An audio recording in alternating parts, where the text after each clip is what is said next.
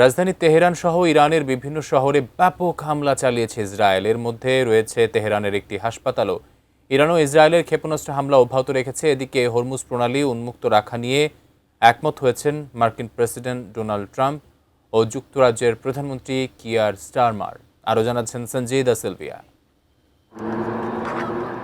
মুসলিম বিশ্ব যখন ঈদ উদযাপন করছে, তখনও বিস্ফোরণের শব্দে কাঁপছে ইরান। দেশটির রাজধানী তেহরানের পূর্ব থেকে পশ্চিম সবখানেই সোমবারও শক্তিশালী বিস্ফোরণের খবর পাওয়া গেছে।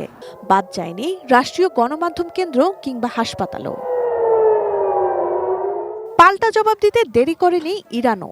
ইসরায়েলি সংস্থা আইডিএফের দাবি, তেহরান এ পর্যন্ত 400 মিসাইল ছুঁড়েছে। সোমবারও তারা মিসাইল ছোড়ে।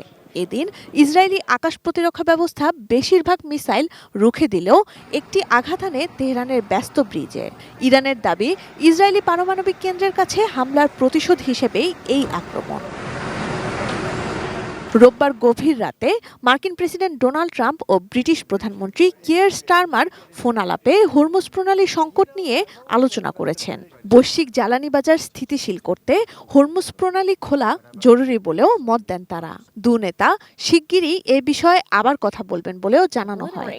নতুন বাংলাদেশ গড়তে এলো জুলফিকার স্টিল।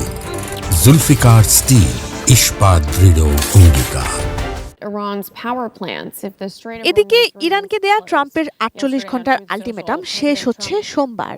এর আগে ব্রিটিশ প্রধানমন্ত্রীর সাথে ফোন আলাপের পর শক্তি প্রয়োগ করে হলেও শান্তি চান বলে ট্রুথ সোশ্যালে এক পোস্টে ইঙ্গিত দেন Trump.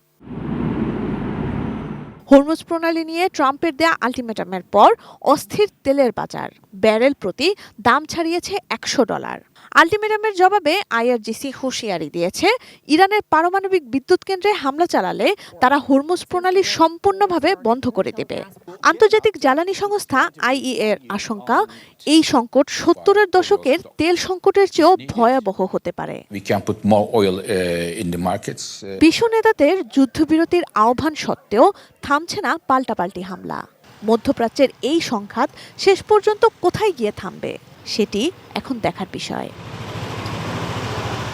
Sanjida Sylvia, desk report, ATN news.